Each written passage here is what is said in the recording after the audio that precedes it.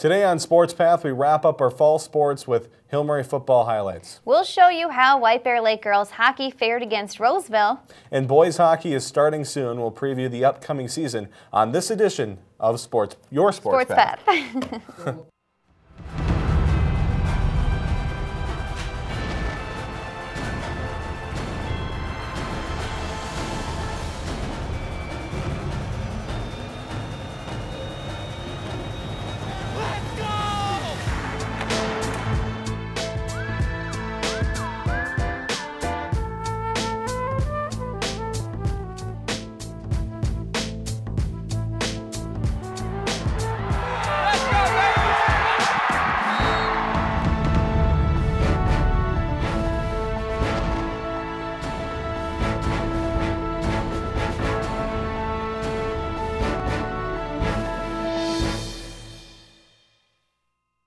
Happy Thanksgiving and welcome to SportsPath. I'm Zach Halverson. And I'm Jamie Dustin. Tim Peterson is in Chicago with the Royal Guard for the annual Thanksgiving Day Parade. We begin with Hill Murray football.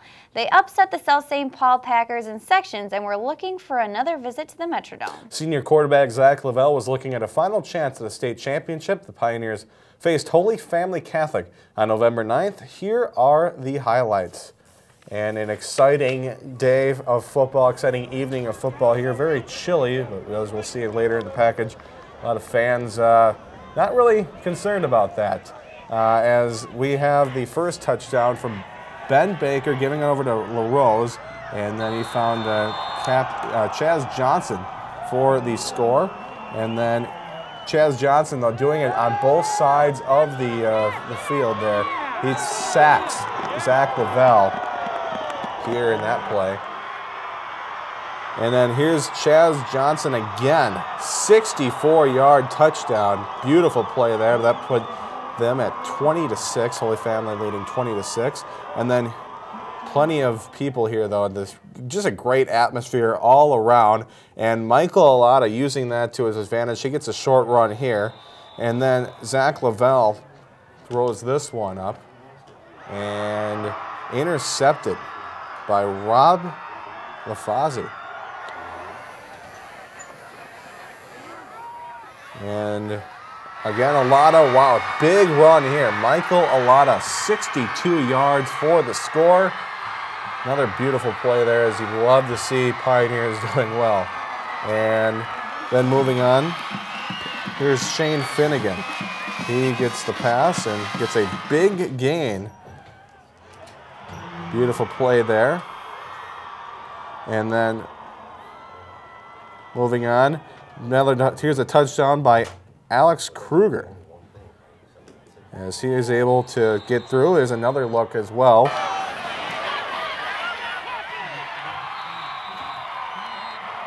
Now, Michael Alata, he knows how to run a football. We know this. And here's another big run by him. Beautiful play as he breaks free. Wow. Now, this game was 27-20, and the Holy Family Catholic was leading. Pioneers got a 32-yard field goal here by Lafeber, but unfortunately, they're still 4 points short. They're going for the end zone now, and a near interception as Alata was going up for it. And then moving forward, it was another pass towards the end zone, but this was incomplete, intended for Finnegan. And then finally, another pass intercepted. And that would pretty much do it. Final score from the state's quarterfinal, it was Hill Murray 23, Holy Family Catholic 27, and it's a tough loss for the Pioneers, but it was a great season overall. The Pioneers finished their season with a record of 8-3.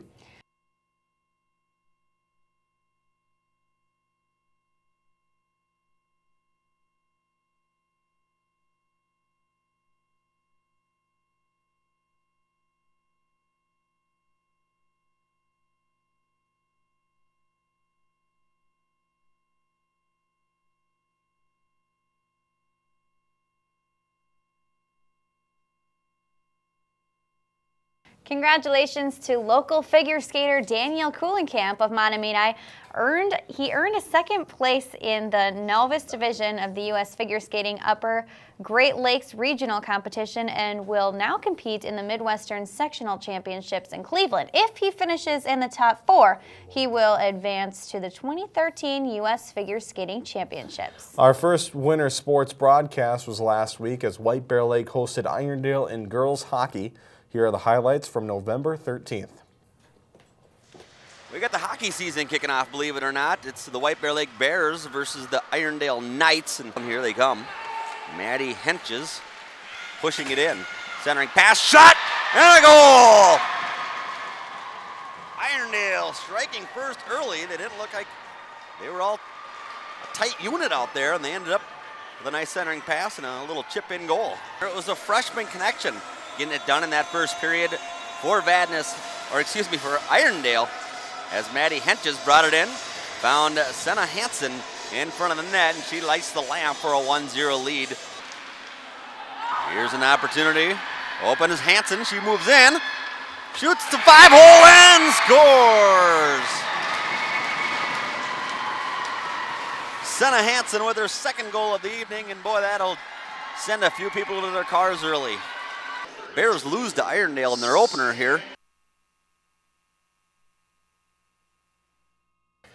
A couple of White Bear Lake athletes signed letters of intent on Monday. Congratulations to future North Dakota State Bison Danielle Renner and future Minnesota State Mankato Maverick Molly Sager. Be sure to keep watching TV 19 Sports. Check in on how these star athletes perform in their respective senior years. After losing a heartbreaker in the section quarterfinal last year, North St. Paul boys hockey is looking at a new season. They look to have success in the very competitive Classic Suburban Conference. Nick Anderson and I stopped in at a recent practice where it just so happened to be Media Day. This is pitcher day. If you haven't got a headshot, you want to skate right over to the lobby? Well, basically, most coaches will tell you pitchers are kind of a pain, and then you don't get much done anyway. So we kind of just said, okay, we're not going to make it too strict. We're going to get pitchers done, and we actually have the parents come on later and take pictures for their Christmas shots or whatever they want to do, or senior pictures. We got our alumni weekend coming up here now. This week we always start out the year with that. And so, like my assistant coaches, Shawnee, and he's going to the Hall of Fame. He's a Mr. Hockey candidate. Sean Garrity, Nate Day will be going in. He's another Mr. Hockey. He was Mr. Hockey winner, and he coached with us last year a little bit. And still be around the rink. And then Ryan Peterson was on the line. He's working in a rink down in Wisconsin. He won't be able to make it for that. And then we got the other coaches here, Nate Peasley, who's on that same team, and CJ Wilms was on that same team. So those guys are all with our last conference championship team. 3 of them are all state guys. The other ones are all conference. They're good guys. That's why I like. These are our friends now. They started out when I knew when they were 9th grade. They're little squirts, and now they're all men with kids and families, and then they're great guys. This is a hockey town. It's a good place to be. People, it's been that way for a long, long time, and I think they understand hockey a little bit more here. Is the way they understand when you're playing hard and you're trying to do the best you absolutely can. We're in a tough conference, so obviously conference championships, when you get one, it's not easily come by. So I think people understand that it's we put a good effort in, good work, pretty much appreciated. This rink's been here for quite a while, and I don't think they plan on changing it all anytime soon. It's like your coach's skates. Oh, coach's skates. Those I think those are older than the rink. I've had them since 1978, and every time I try to get new ones, my assistant coach, who is a Irondale rep, he says, no, we're not going to do that. Oops. And he makes sure that he gets them fixed up. So we lost the leather on it the other day, so we're going to see if we can fix that up. It's kind of a challenge now. Been re-riveted about 13 times, and so it's kind of fun.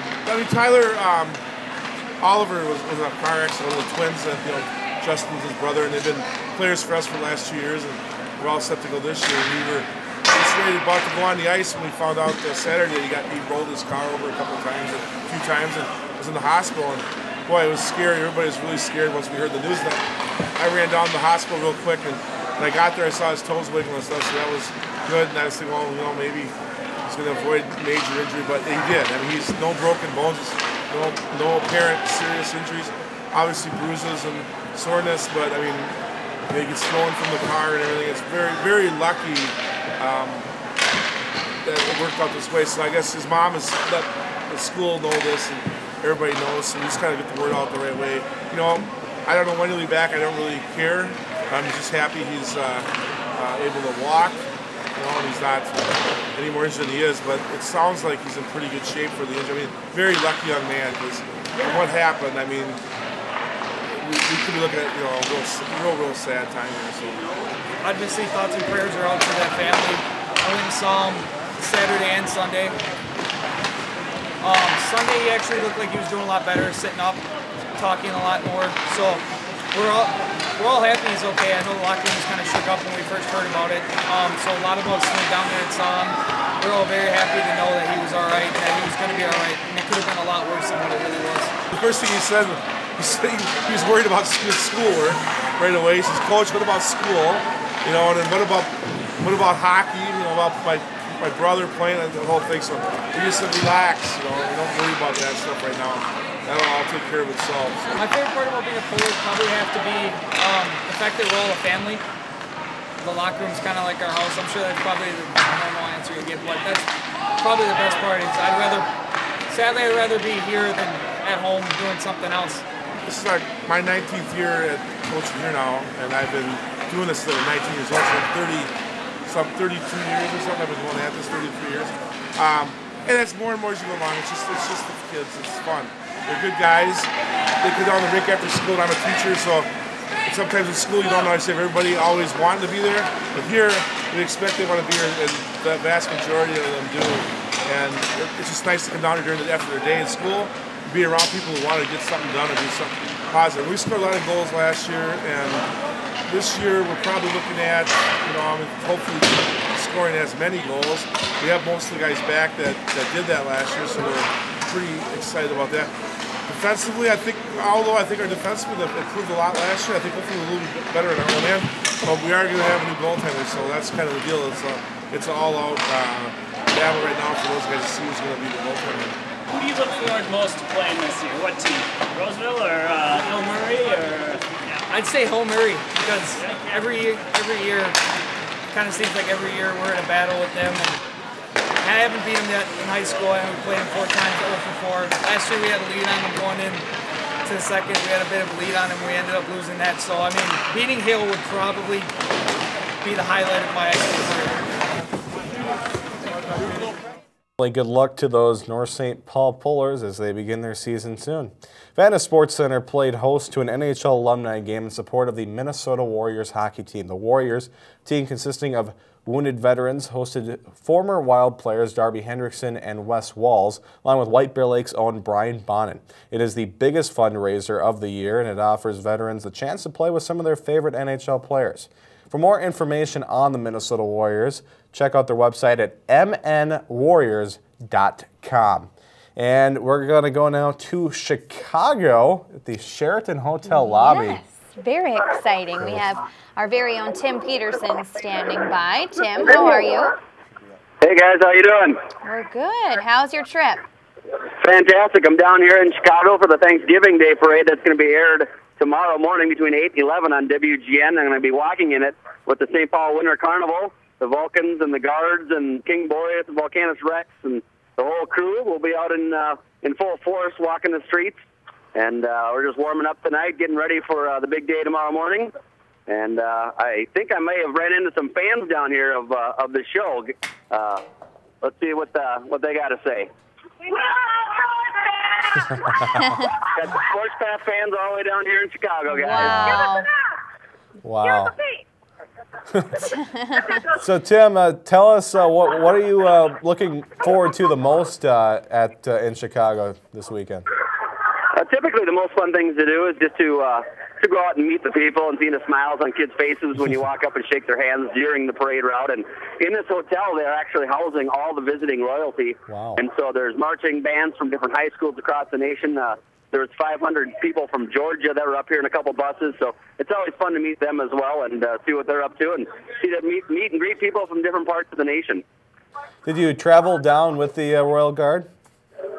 we traveled down. A few of us, some of us flew, some of us drove, and some of us took the train. So you could almost make a reference to planes, trains, and automobiles on how everybody got down here. And there was a lot of delays as far as the train went. There's delays as planes went. A lot of fog was down here this morning, and so it kind of put a big hamper into everybody's travel plans. But everybody made it down safe and sound, and we're ready to go out and meet the people tomorrow.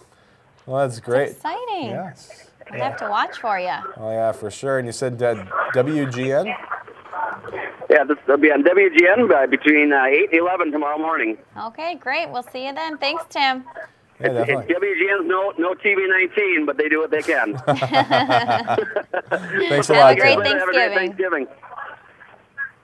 All righty, well, that's pretty cool. Tim Peterson down there in Chi-Town. And, Yeah. wow, having loads of fun. Hopefully, he'll be back in a couple weeks. I mean, you've been great, though. Well, thank you. I've Last done my couple best. shows. But we have a lot of hockey coming up, a lot of girls basketball and boys basketball coming up as well. It's looking to be a very exciting season in this area. We've got a lot of great talent in all sports. And, I mean, we also do want to let you know, we'll admit it, had some technical difficulties in our live show, so we do appreciate you coming, finding us however you did, maybe on YouTube or wherever.